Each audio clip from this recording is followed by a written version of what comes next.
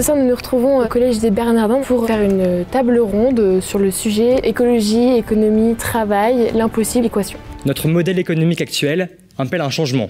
Voilà qui semble susciter un consensus. Mais les propositions de solutions, elles, sont loin de faire l'unanimité. Économie et écologie sont-elles deux réalités irréconciliables ?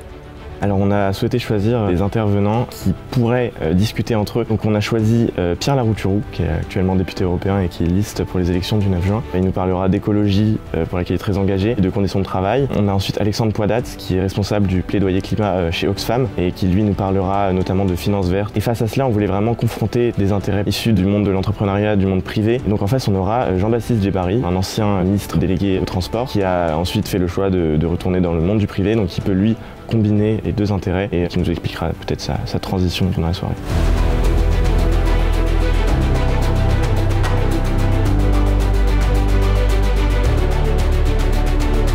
Dans les années 90, il y avait un peu un ras-le-bol de dire on en a marre de s'attaquer aux conséquences de la pauvreté, il faut s'attaquer aux causes, aux racines profondes de la pauvreté. Et les racines profondes et les causes de tout cela, ce sont avant tout des inégalités et un modèle économique qui est engendré par des personnes qui ont le pouvoir sur ce modèle économique. Et donc là, on tombe sur l'enjeu des banques. Alors pourquoi je suis fan des banques ? C'est parce que les financements d'aujourd'hui façonnent le monde de demain et qu'elles sont un levier majeur pour pouvoir faire transformer l'économie vers un monde bas carbone. Et à l'heure actuelle, le problème en particulier des banques françaises, mais des banques dans le monde, c'est qu'elles continuent d'investir dans des nouveaux projets d'exploitation fossile. Or, tous ces projets sont incompatibles avec un scénario de réchauffement à 1,5 degré. Et donc, il est très urgent qu'elles arrêtent de financer ces projets et qu'elles réorientent leur financement vers des projets bas carbone qui seraient positifs pour l'ensemble de la société et qui pourraient faire transitionner les entreprises.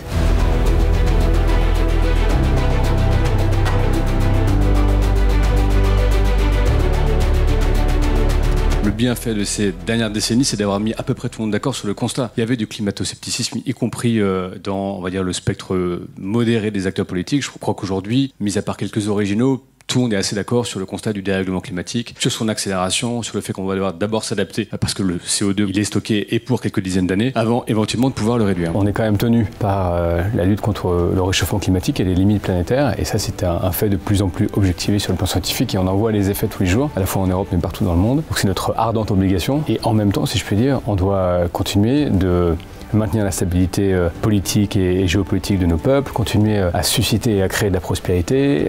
On est dans un monde hyper technologique et donc c'est essentiel pour nous de rester à l'avant-garde de cette course-là parce que la technophilie est nécessaire pour se projeter dans le monde où on concilie économie et écologie. Toutes les technologies ne sont pas forcément souhaitables sur le plan politique, mais en tout cas ne pas se donner la capacité de les chercher, de les trouver et possiblement de les exploiter relève de mon point de vue d'une grossière erreur. Donc il faut les rechercher, il faut parfois les sélectionner et ensuite les développer à leur état industriel parce que souvent le vrai sujet, une fois qu'on a trouvé et sélectionné une technologie, c'est de la porter à taille critique, de la rendre disponible et abordable pour tous et c'est donc ça l'enjeu.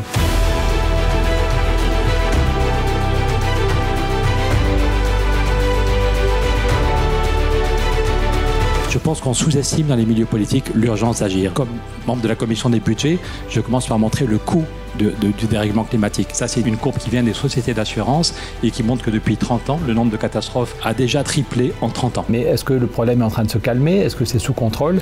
Hélas, non, pas du tout.